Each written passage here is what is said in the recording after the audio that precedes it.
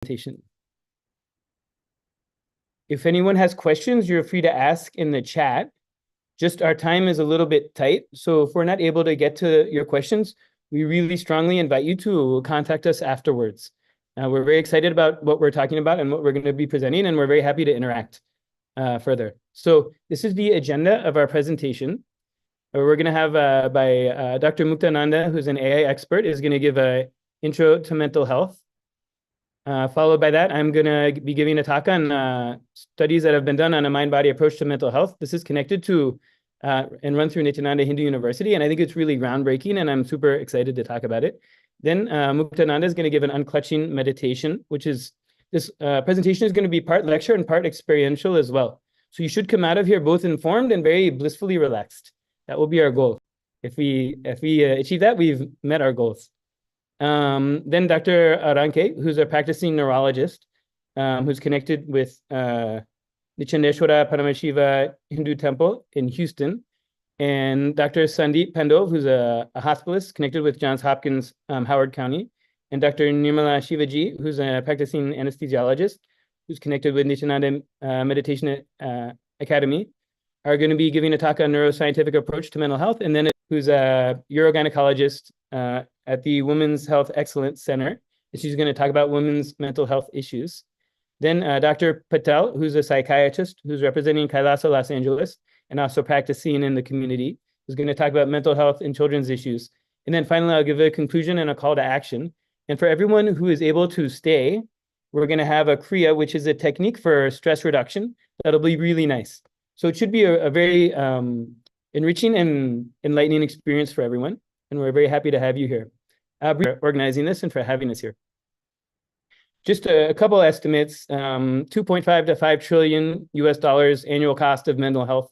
That's looking at direct costs of clinical care and hospitalization, as well as indirect costs of lost work. And I'm going to posit that the cost of less than optimal mental health is so much higher in terms of lost potential. Mental health webpage. Essentially, mental health is a state of well-being where we are able to cope with life's daily challenges, have great relationships on a daily, regular basis, learn to work well, have a successful career.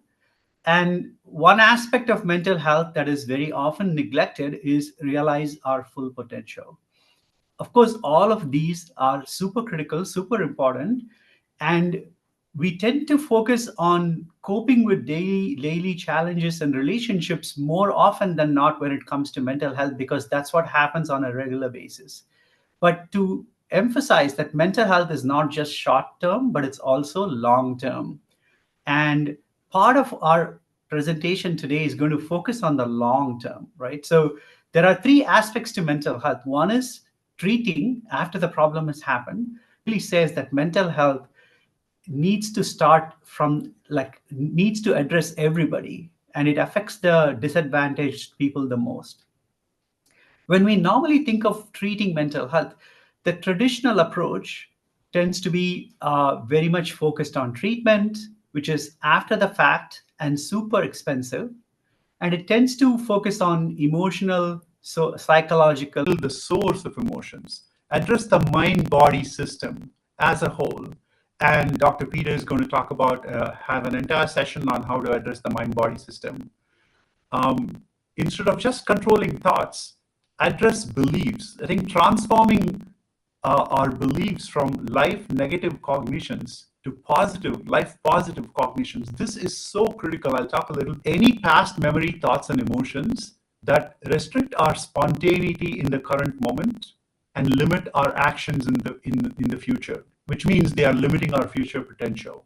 They tend to manifest as strong, low emotions such as anger, depression, agitation. So anytime you feel any of these negative emotions, you're probably experiencing incompletion. And of course, completion is a mental state. We fit into that rubric, then the student is graded low, and then the student grows up thinking that they don't have great potential, although they may be extraordinary in doing certain things that no one else can, right? That is what I mean by growing up with beliefs that are self-limiting. So if you have self-doubt, it stops you from trying things, which again reinforces the self-doubt. So they tend to be vicious as being limited by our humanness, but actually liberated by our humanness. So it's a different way of looking at yourself. Next slide.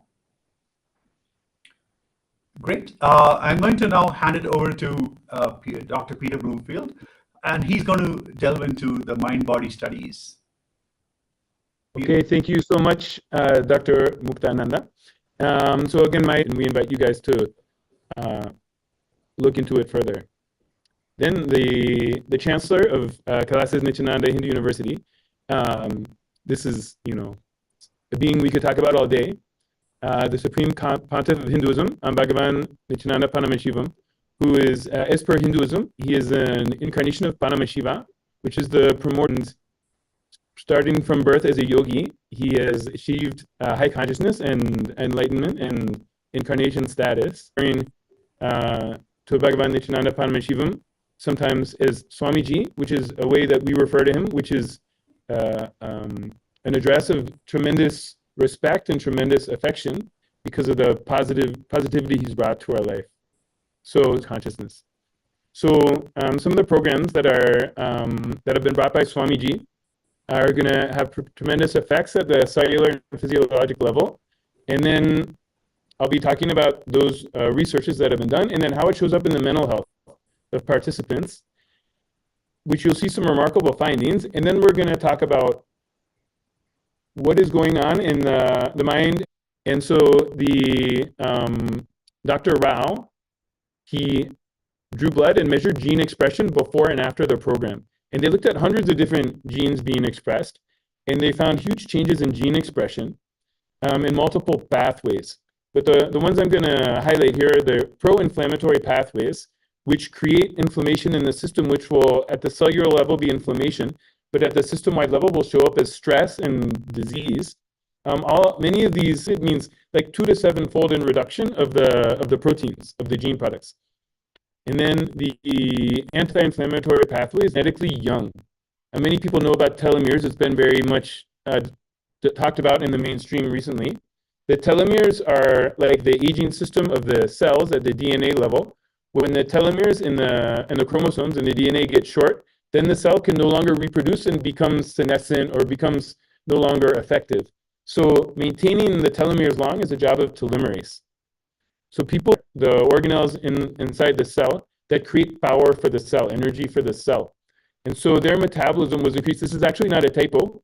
You see it's 967%.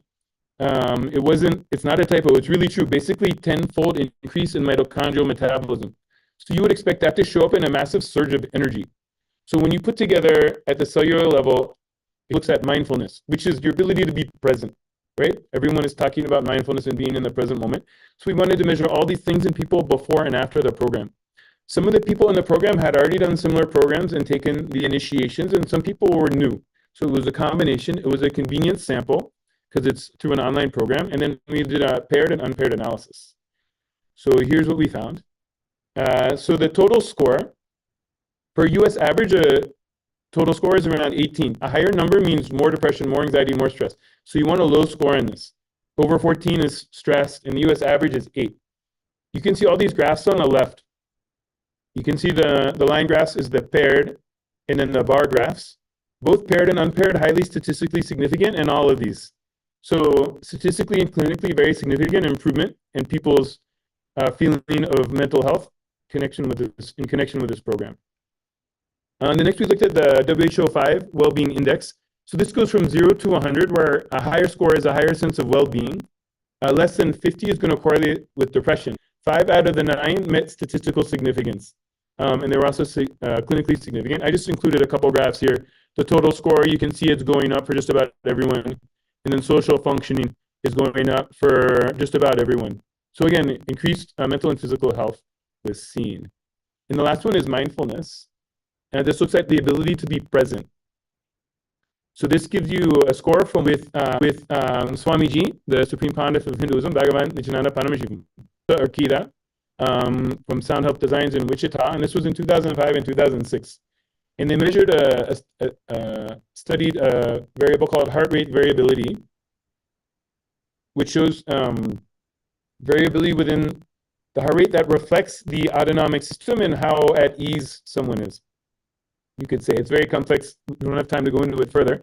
But the key finding is when he would do healing on someone, they would completely sync up their heart rate variability. Means a complete cohesion and entrainment was happening.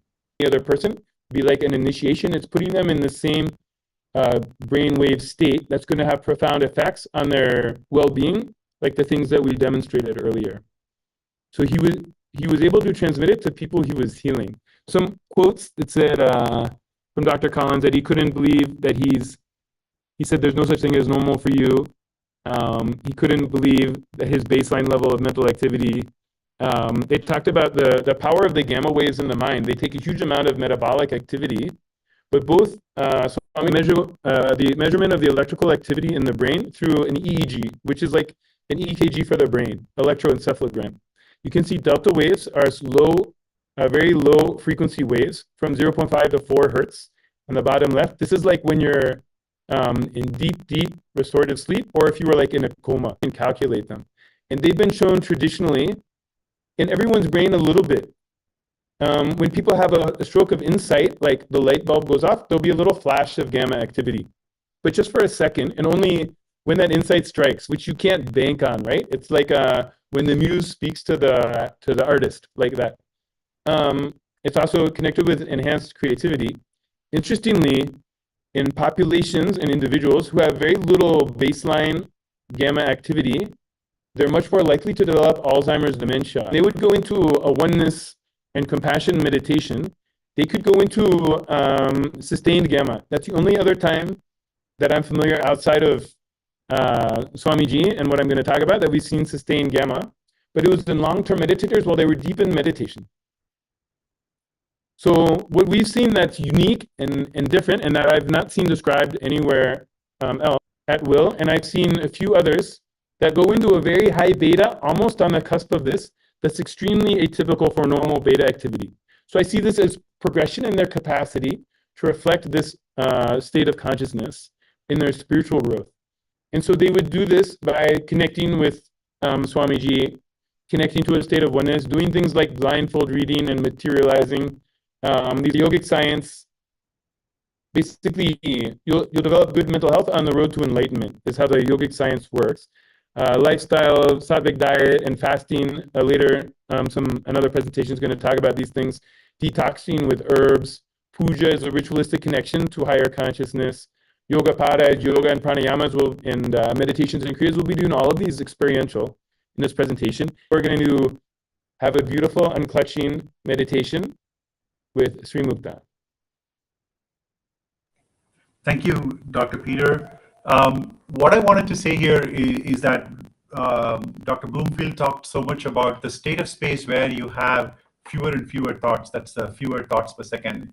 And he showed quite a few brain scans which actually denote that kind of a state, right? So there is a Sorry, let me get back there. 1 second.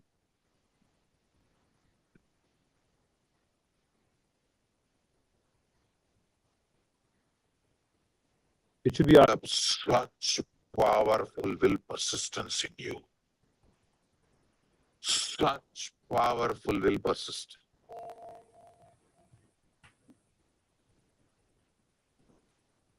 Extremely powerful will persist. You will sit with yourself in a very matured way, highly matured way. Sit with yourself with highest maturity.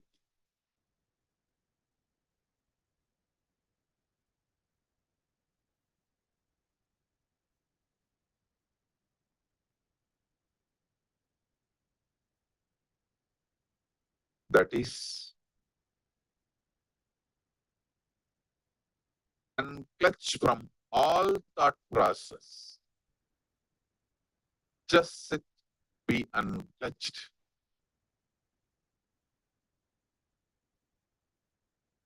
Yeah, one thing I want to say, we're going to give you a few minutes, you would see that. So just close your eyes.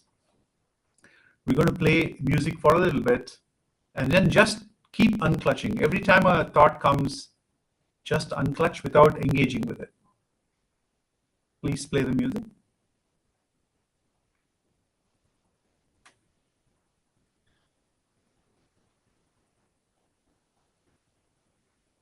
Peter, we're not able to hear the music. It's playing here.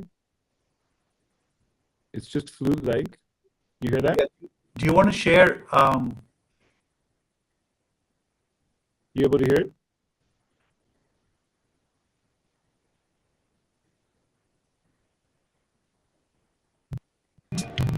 You able to hear it now? Yes. Unclutch from your thoughts. Close your eyes and unclutch from your thoughts.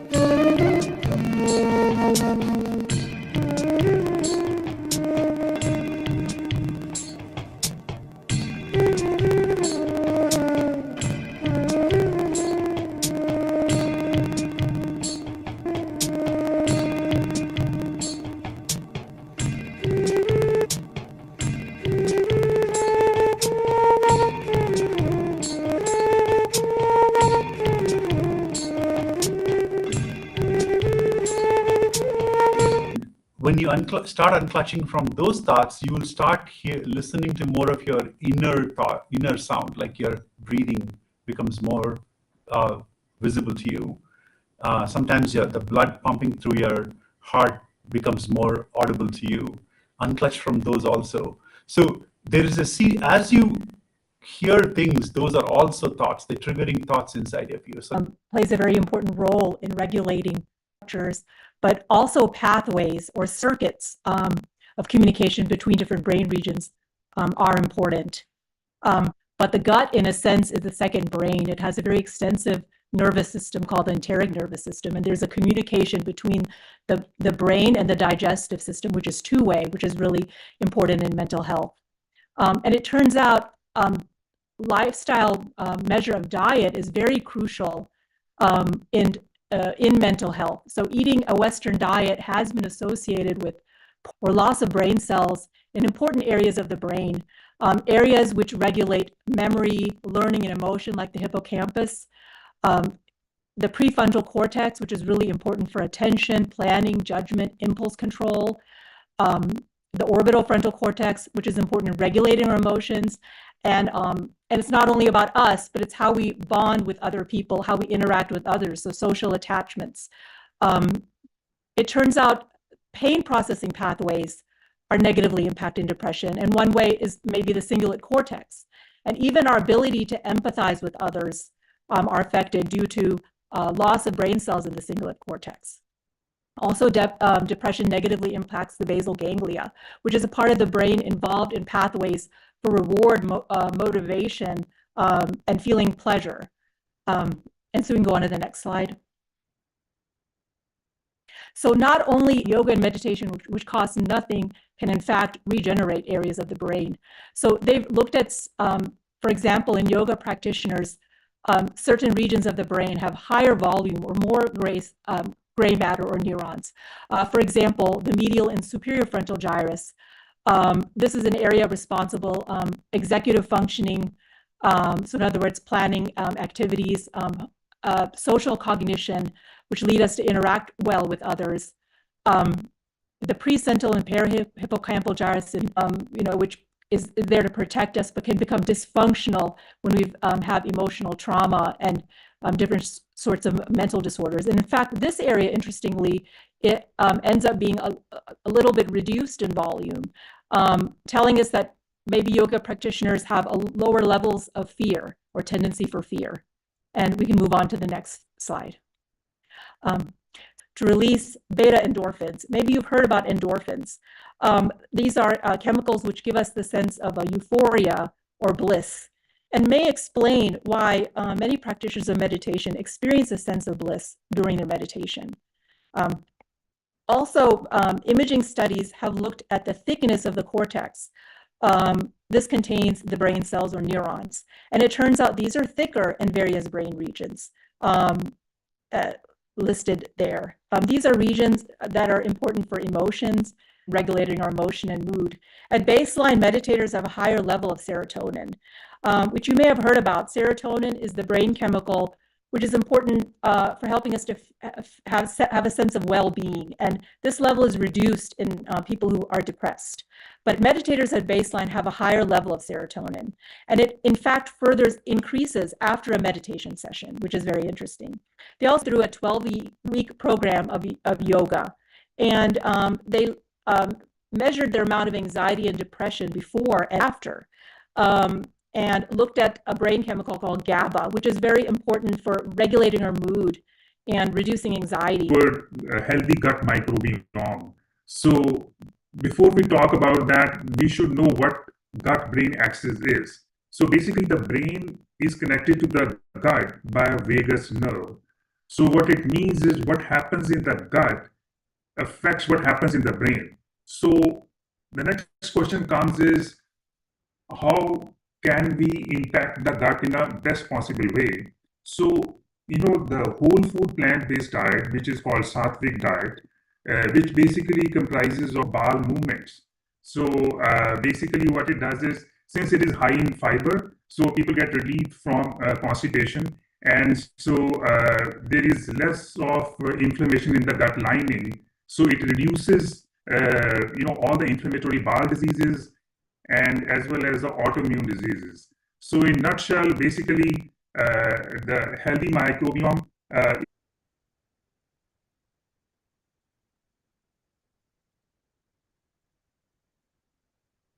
Are we waiting for the video? We're waiting for you to quickly go over this slide. Okay, yeah, so inflammation is higher in some people with depression. Whole food plant-based diet reduces inflammation, antioxidants, phytochemical, and promotes a balanced neurotransmitter system. Elimination of animal foods reduce inflammation, carcinogens, as I was telling you. People who ate raw fruits and vegetables versus cooked or canned fruits and vegetables had significant and die, that gets recorded in that muscle memory and biomemory. When you eat that, you will fall into depression for a small reason. Your husband late from the office for 5 minutes is enough to make him as a late husband. Understand? No, for a very small reason, you fall into depression because your biomemory is prone to depression.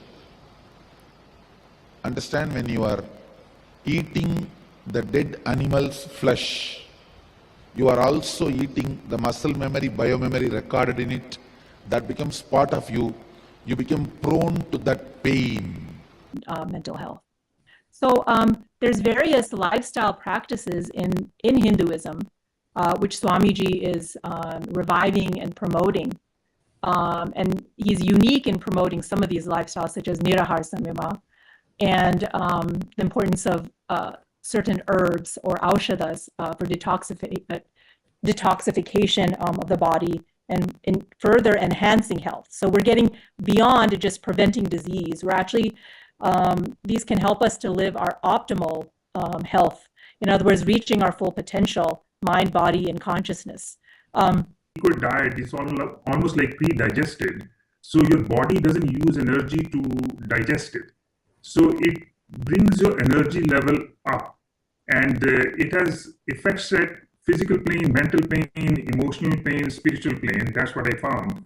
So the least is, you lose weight, and but other than that, so emotionally you feel much better, you feel much lighter, your energy level goes through the roof, and the last, your meditation deepens like amazingly to a deep level, in the sense that you're not doing meditation, it is kind of happening to you. So it's a different state to be in. And I found this to be amazingly powerful technique. I think, Dr. Shachi, you may have also gone through this, and you can add further. Yes, yes, definitely. I have done the Nirahara a few times, and this was something that's completely new to me. People would comment on that, wonder what I was doing. And so I definitely also experienced those similar kinds of benefits, When I was doing it, I felt like saying, "Done it! I should have done it earlier." Yes, yes, very much. So I wished I had. I really didn't know about any of this before Swamiji. So I think Dr. Shivaji had an experience that she maybe would like to share about Nirahara Samima. Mm-hmm. Dr. Shivaji, did you have an experience you wanted to share?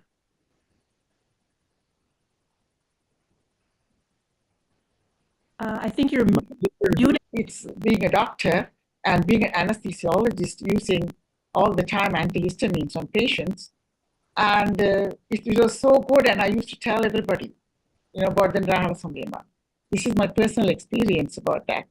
And then, are we going to talk about Aushadha? Jump in, Ma. Dr. Shivaji, thank you so much for sharing that. I know there's so much more to talk about. We're going to talk about Aushadas, Harataki, a very powerful detox herb that Swamiji has recommended for us. And then Nitya Yoga is a yoga that conceived by Swamiji that has 12. But we can try a couple of pranayama techniques that can work for you. And these are simple techniques that can cool us down, make us reduce the anxiety, de-stress us. And so I'm going to teach you a couple of pranayama techniques which will be actually useful later. Exhale through your nose. You will see that this instantly, you will feel that the feeling of coolness in your chest. It really cools you down to the point you'll actually feel your body temperature go down by a couple of degrees.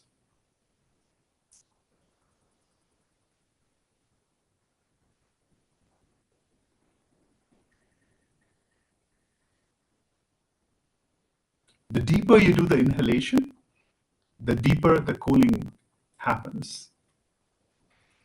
And you will actually feel it in your chest, in the middle of your chest. If you don't feel it, try breathing.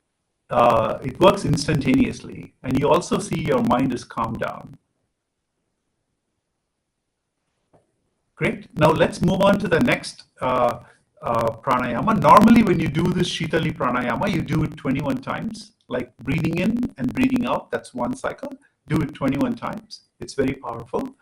The next pranayama I'm going to teach you is called Anapana. It's very simple. It's breathing in through one nostril and breathing out through the other nostril. So you start.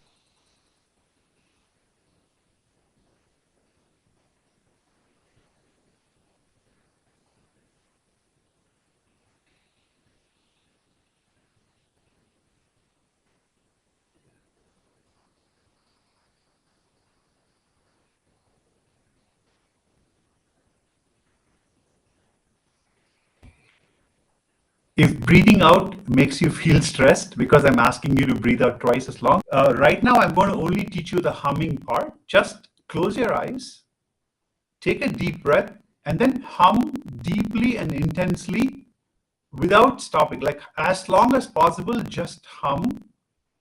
And then when your humming stops, take a quick breath, let the natural breath happen, and then start the humming again. So for example, it sounds like this. Flushes negative thoughts and anxiety from your head and just fills it with the hum that is pure thoughts, nothing else, right? Let's try doing this for a few times.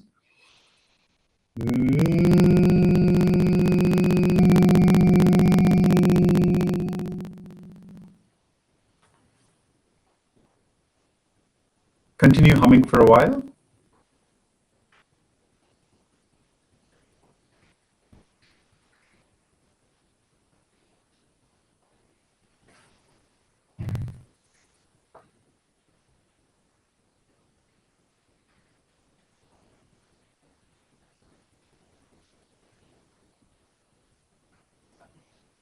Okay, relax. Done together, they actually have very powerful medicinal, sorry, I won't say medicinal, it's a very powerful effect in cooling the body, right? So we're going to talk about kriyas at the end of this whole session.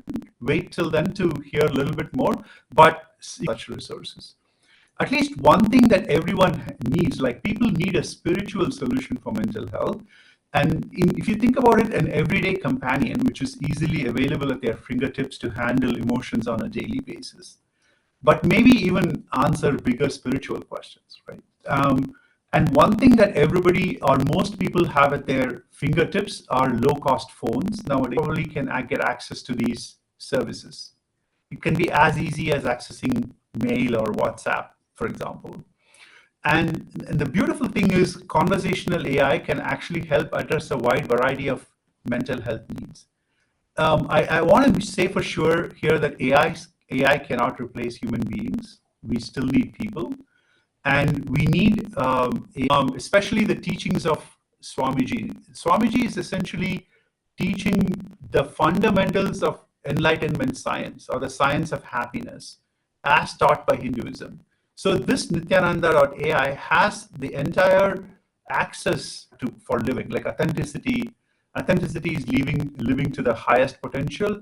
Responsibility is feeling like everything in and around you is under your control. Being integrated is all about being integrated to your thoughts and actions. Enriching is about making sure others are in this state of enlightenment along with you. And completion is what I defined before, right? So it uses these principles to help walk through someone who thinks they are a bad mother because they are spending time at work and not being able to come home. It talks about how being a bad mother or bad wife only arises from separation between these two responsibilities and understanding that these two are both parts of you. And if you understand it from in a self-reflective way, how to introspect into the source of where this challenge comes from. Why do you feel unimportant? Why do you think your sister should do what you want to do, right? And encourages open communication, understanding that you may not be able to spend too much time, but think about it as quality time, and also cultivating this idea of self-worth, which can lead to a challenge. Let's move on to the next section.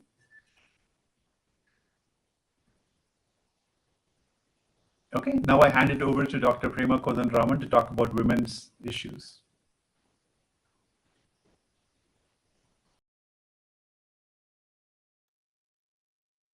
Good evening, friends. I'm Dr. Prema Kodanraman, OBGYN Urogynecology 22. The incidence of mental illness among women is increasing. It's pretty alarming. Mental health issues can affect anyone, but causes to women are being self-denial and self-hatred, discrimination and gender inequality, experience of sexism, workplace discrimination, and the gender pay gap can lead to chronic stress. Relationship dynamics, women often become on emotional labor.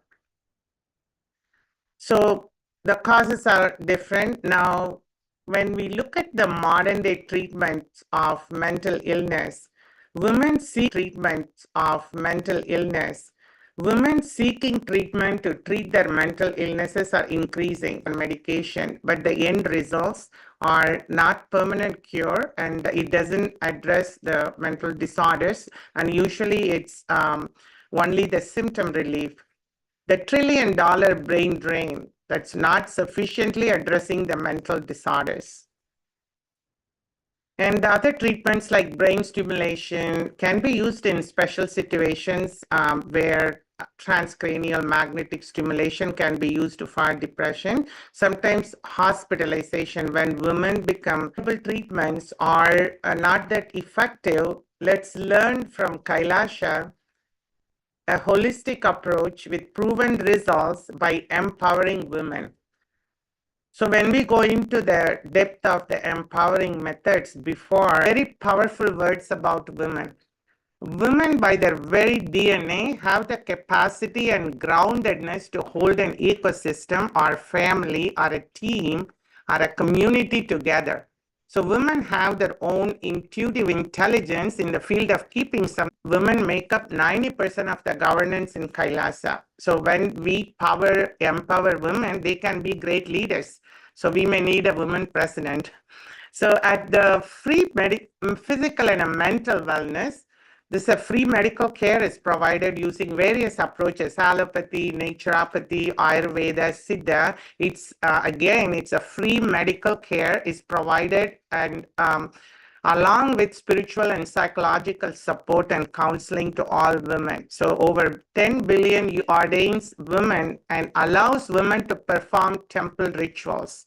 This is the real true reviving of the ancient Hindu tradition. So there are 108 free educational economic projects are functioning at KAILASA since 2009. Here are some 5, the most important I'm mentioning here. The KAILASA's Nityananda Lakshmi, the world's first Hindu microfinance project for women. Here it gives the economic freedom to find employment. KAILASA's Ankita program is an educational program. So it's mostly educate female. Holistic approach and a proven way to for women to have a mental health. The next slide. Only feminine. Yeah, I think it's a video to be played. Let's hear from Swamiji, his powerful message and a description. Energy can be given the world. Only feminine energy can be. It would have been completely family-based civilization. So naturally, everybody would have had their basic needs. All the basic needs would have been supplied to the whole world. Multi-dimensional level, and KAILASA is the model infrastructure, not only empowering women at all levels and bringing the best within them, like leadership, stability, powerfulness, and divinity. And from my personal experience, powerful, healthy life. So for all women, mothers, homemakers, anyone, everyone, get empowered with KAILASA ecosystem created by His Divine Holiness, Supreme Pontiff of Hinduism, Paramahamsa Nityananda. And it's a great coincidence that Navaratri festival is coming. It's an annual Hindu festival.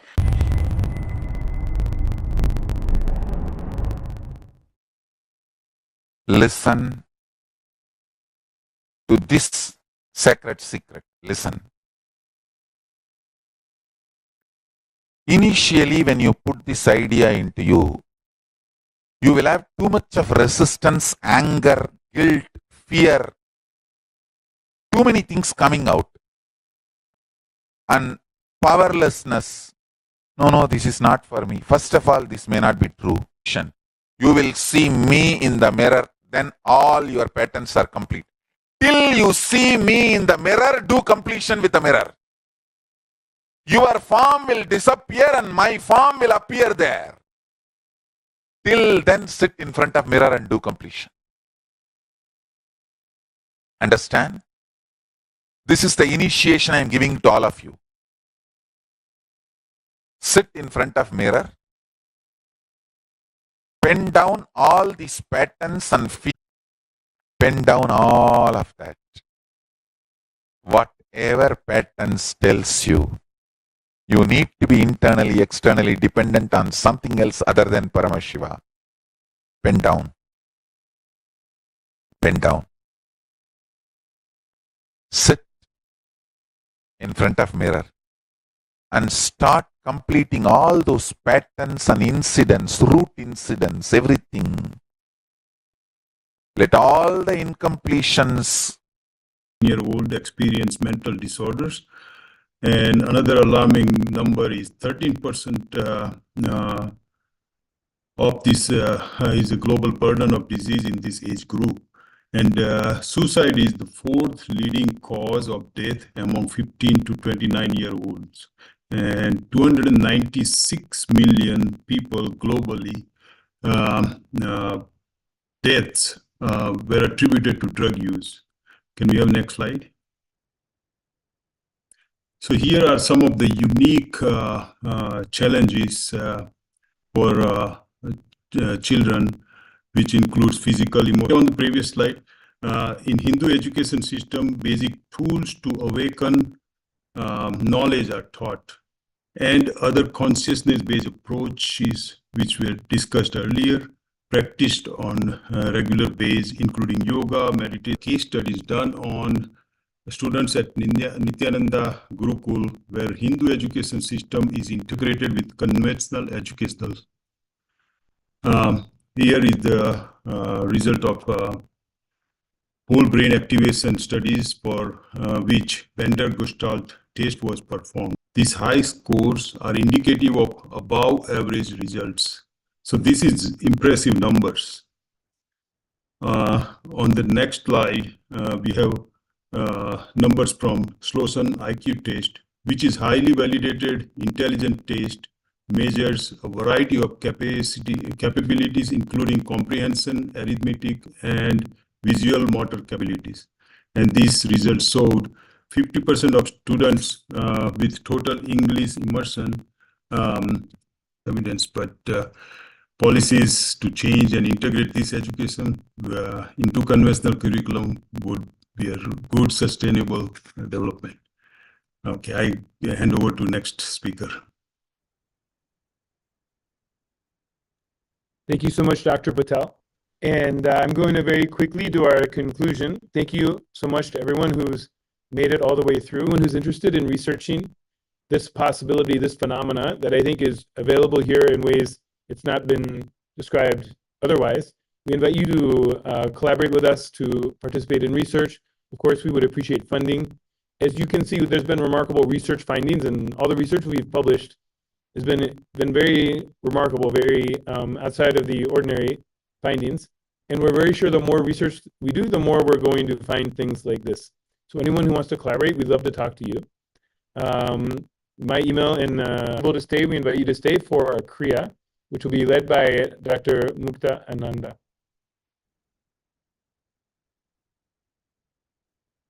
Shall I play the video, Mukta, or do you want to speak first? Yes. Play the, I think, like I said before, kriya is a combination of yoga positions, yoga asanas, breathing techniques, and visualization. And Swamiji shared 108 kriyas for a variety of diseases and disorders to alleviate, use and disturbances. Disease, disorders, disturbances expresses itself in different ways. The human body has 7 circuits: blood circuit, circulatory system, nerve circuit, the nervous system, prana circuit, the respiratory system, digestive circuit, excretory circuit. Reaches the different parts of the body through the 72,000 nadis or energy channels. Let's say, for instance, there is a block somewhere in the circuit of pipelines. Then what happens? There is no flow of water. During kriyas, the energy block is removed. Once the block is removed, the kumbhaka pumps in the kundalini energy, just as the water gets pumped in to the pipeline once the block is removed. When the energy flow is re-established, energy starts flowing and the disease is healed. Now, simple. On which kriya works? Kriyas are a unique combination of asanas, pranayamas, and kumbhakas, wherein they are more effective and the individual asanas and pranayamas. Even for few seconds, if the energy circuit route is aligned and energy is pumped, you are out of the disease. 7 ingredients. 1, yoga. 2nd, kumbhaka, pranayamas. 3rd, visualizations. 4th, verbalization, means chanting of some mantra internally. See, internally when you create the sound, it's called mantra. Externally when you listen, it's called chanting. So, mantra, internal verbalization.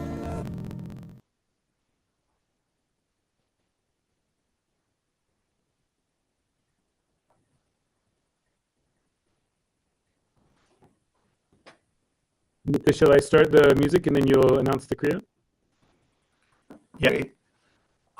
So you have to sit in a special posture. It is not very difficult. It is, you sit with your knees drawn to your chest, and then you just put your hands around your knees and hug them and pull them closer. That's it, right? So that way you are sitting with your knees drawn in, and then breathe in again through your right and breathe out through the left. This is one cycle. Do this cycle for 21 times. Let's start with that. That's the step 1. Step 2 is this picture. Sit like this picture, holding your knees close to your chest, and then do intense humming. That's for 7 minutes. And then finally, we leave you with the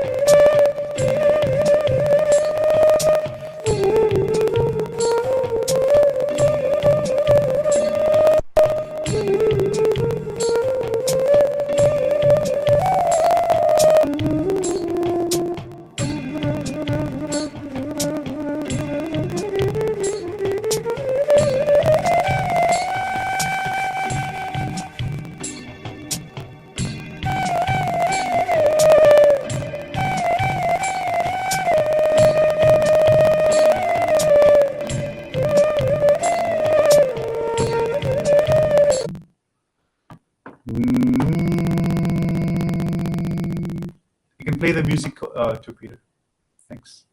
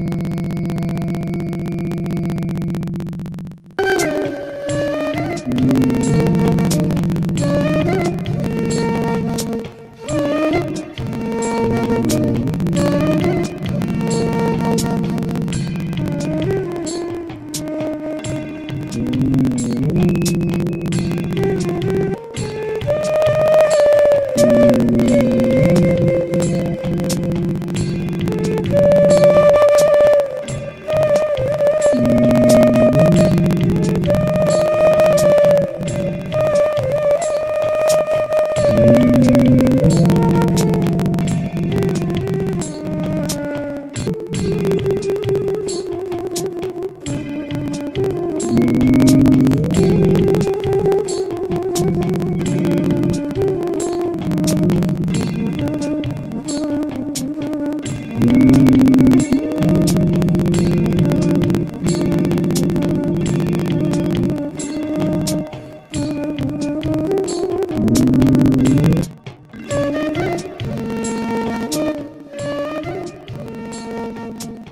the intense, you will feel the intense humming, the coolness all over your body.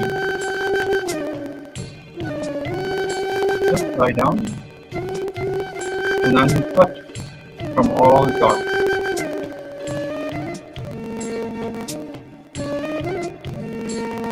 When you unclutch from your thoughts,